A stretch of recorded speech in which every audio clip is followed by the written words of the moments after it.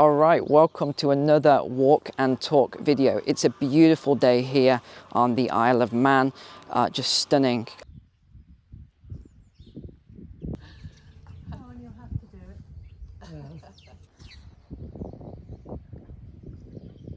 So the sun is out, it is spring here. I'm going to show you these beautiful flowers in a moment. So let's start with the first story today then.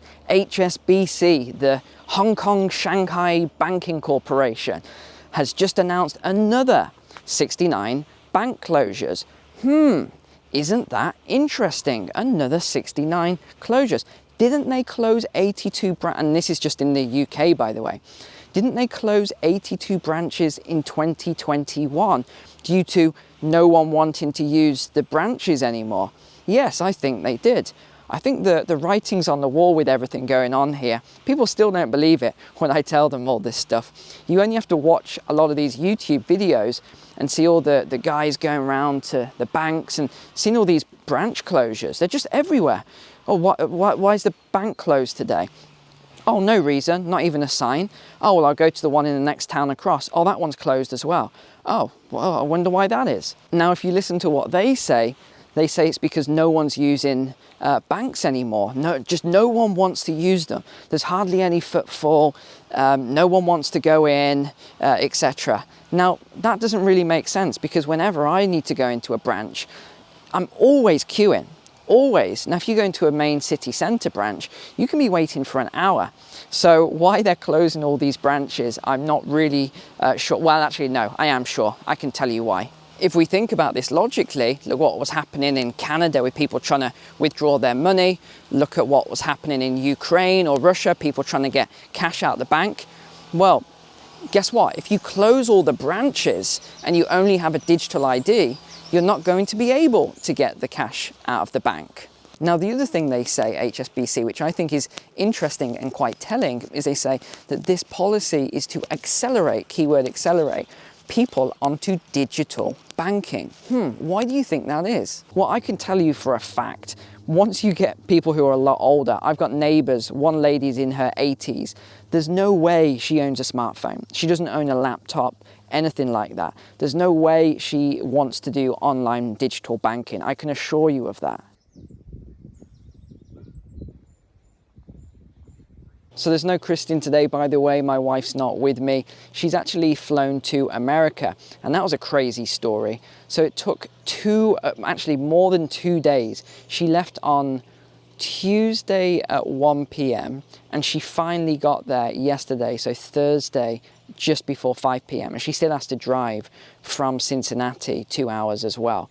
So just a crazy situation there. And this is what I'm noticing. It's getting harder and harder to travel anywhere at the moment and fly anywhere. The doctor wouldn't give her a letter, which she needed to fly. Doctor refused to give it to her. So she had to pay £50 for an online doctor to give her a, fit to fly letter or whatever that is. And before anyone says, oh, well, no, there aren't any restrictions and things like that. Yes, there still are for certain people. So why do you think I haven't gone with her? We would normally fly everywhere together, travel everywhere together, but I'm not allowed into the United States. Okay, I had to abort that mission. There were just too many people everywhere. I must have seen probably a couple hundred people just in the last 15 minutes. So yeah, we're gonna scrap that. I just threw my coat and hat in the car because it's really, really hot. Look at this. I can't believe how sunny it is. There's flies everywhere as well, swarms of flies, but ignore the flies. Beautiful. Look at the sun. And it's funny, I was speaking to my friend in the UK and he said, oh, it's been dark and grey and wet all week. But here, it's just sunshine. Every single day we've had really nice sunshine. I think we've got sunshine for the next 5 days as well. So it's lovely that we're coming into spring here. But anyway, question then that I keep getting asked, Neil, what does this 25 basis points interest rate rise mean that the Fed did, or the Bank of England just raised rates again this week? What does it mean? Does it mean, everything's going to break down? In all honesty, it means absolutely nothing. You don't even need to think about it. You don't even need to worry about it. it means nothing at all. It's not going to fight inflation. It's not going to do anything. I mean, it's such a small rate rise that it's as if they shouldn't, it was pointless even doing it. It was just a token rate rise, to be honest. Doesn't mean anything at all. If anything, all they've really done is just punished savers. That's it. They're punishing hardworking people. They're punishing savers, people who save all their money, because people are losing their savings through their purchasing power, through all of this inflation. Wow, so isn't that crazy? You work hard, you save, you get punished. And the people who speculate and gamble with all the pension plans and doing all this, you know, illegal stuff, really, a lot of it is illegal, they get rewarded massively financially. Isn't that great? This is the world we live in now. All right, let's tackle this cliff walk behind me then. Wow, that's nice. Nice view over there. Look at that. Beautiful. So another question I keep getting asked is, Neil, why aren't the central banks doing anything? Why aren't they trying to protect our purchasing power and our life savings, or our parents or grandparents' life savings? Why aren't they trying to do any of this? Isn't that their job, their mandate, to protect us? And the answer is yes, it is their job to protect you and your purchasing power. But you've also got to remember that there's midterm elections coming up. 8th of November, is it? 22nd of November this year? It's November anyway, coming up this year. So the Democrats, they don't want the economy to crash because of rising interest rates. They don't want to see that happen. And of course, Jerome Powell wants to keep his job. So do the other people on the Federal Reserve Board. It's actually the same. If you look back in history, this is identical to what happened after the Great War, World War I. So the period between World War I and World War II. All of this has happened before, and it's happening all over again.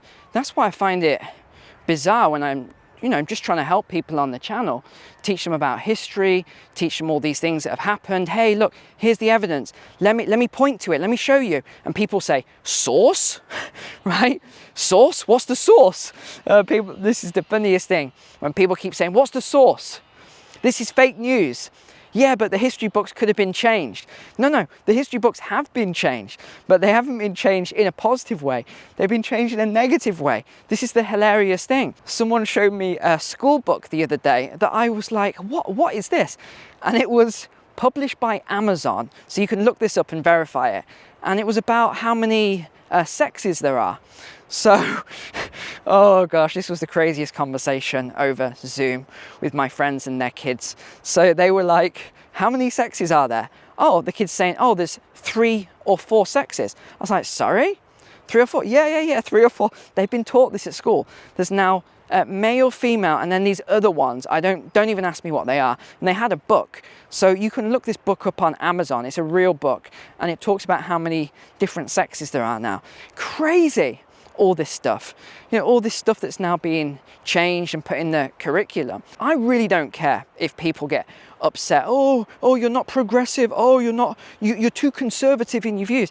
Honestly, I couldn't care less. If people want to unsubscribe because I'm not going to start using pronouns and, saying there's only 2 sexes. Yeah, good. That's probably a good thing, actually, that people unsub if they're going along with all this craziness. Now, another thing that I think's coming, and a few people have touched on it. One of my Patreons actually asked on the monthly Q&A a couple of months back, and I didn't really have too much views on it at the time, but I definitely do now, and that's price controls. Again, we're repeating these same historical patterns now, where governments blaming inflation on, well, the usual stuff. Oh, it's Russia.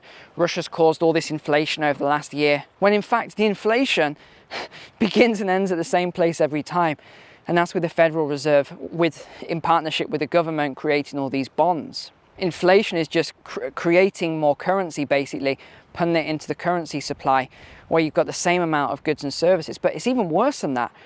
Because of all these lockdowns and there's less productivity, now you've got even less goods and services and loads more money. Just look how many US dollars have been printed. That is the source of inflation, my friends. Don't believe in all these narratives. So I think that's the next thing we're going to see. It's these price controls. And Weimar Republic is a great example of what happened to housing under rent controls. I should probably make a video on that because I think you would love it. Very similar to when I did the Great Depression diaries. I'd love to do another series like that, but it's just getting these diaries. A lot of the families won't release them. It's so hard to get hold of. And if you want to read the history books, you've actually got to get first editions because all the, history books after that have all been changed. So it makes it look as though the government was the hero, and actually they're the ones that cause all of these problems. And I actually think that the government is losing control at the moment with a lot of the narratives that are going on, with a lot of U-turns they're doing. It just boggles my mind now that I can't remember which politician it was that said we now need to just treat COVID like the common cold, and people don't really need to worry about it anymore. And then you would think people would be in uproar and say, what?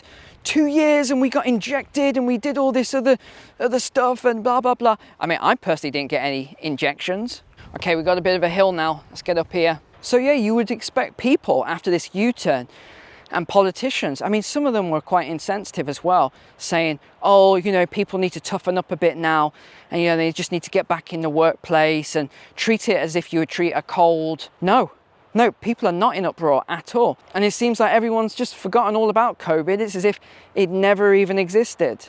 I don't think I've seen a mask in the supermarkets or anywhere in, gosh, weeks now. The only one I saw was at the doctor's, and I was only going there because I had to register with a new doctor here, so you have to see the nurse. She wanted to give me a lecture on COVID vaccines and all this other stuff. But I do think the government is losing control of the hearts and minds with some of the people that sit in the middle. Some people that were on the fence with a lot of things. I do think the government is losing a little bit of control now. If you remember what I was saying about these walks, I said you can walk for hours and not see a single person. Just look around me here. Not a single person on these trails, on these hiking trails. Isn't that crazy? And actually this links in with another point I made on that Great Reset video, where I said we're going to see mass migration, so a refugee crisis. And again, watch that video if you haven't seen it in a long time, because people say, oh yeah, of course you said it, of course you did. And then I say, watch the video. I timestamp it and they say, oh yeah, well, anyone could have forecast that. But you look at a lot of these things like the refugee crisis, and this is very controversial as well now, with everything going on with this refugee crisis, because people are now saying to the politicians, hold on, so we're going to get £350 per month for hosting Ukrainian refugees, but what about Syrian refugees or Afghanistan, Afghan refugees or all of these other people? But yeah, why is the government, why, you've got to think of this, why are they trying to herd everyone into big cities? Why don't they want anyone having, look at these farms behind actually, look at that. This is what Kristen and I are going to buy. We're going to get a nice big farm, nice and rural, loads of land, grow our own crops. I think we're on a tight time schedule though. I don't know when all these sort of crises are going to converge. They're already converging now, but I don't know how long we've got before we actually have a major issue here. But I'd be surprised if we were 2 years down the line and we didn't have a major issue, especially around food. I don't know if you've seen or been following a lot of the news around food at the moment, but that's worrying. So basically, a lot of the farmers' unions are talking about how they might have to cut their crops back to as much as 50% this year. And again, there's all these different crops like cucumbers and all these other, sort of things. They're going to have to cut them back because the input costs, the energy costs, are just too high to make it profitable. So it's either they cut it back or they have to double their prices. So there was a couple of other things. I think it was potash and ammonium nitrate as well. They said these have just skyrocketed.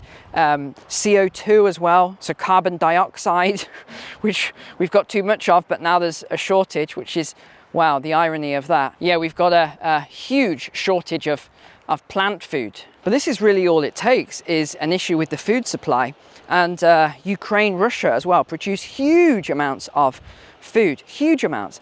You only need to have an issue with the food supply for the staple stuff, corn and wheat and a few other things. And you've got some major crises that will occur. And remember, again, I've talked about this a lot, Maslow's hierarchy of needs, and you know, you got your foundation tier and then the secondary tier and all this sort of stuff. But food is right there on the base level. You haven't got food, people go crazy. They will do anything. Forget, integrity is out the window. Honor, doing the right thing goes out the window. You know, when you've got to feed yourself or you've got to feed your family, or let's say you're from another country and you may or may not have paid 3,000 euros to get to a certain country on a dinghy, and you don't hold those same values as other people.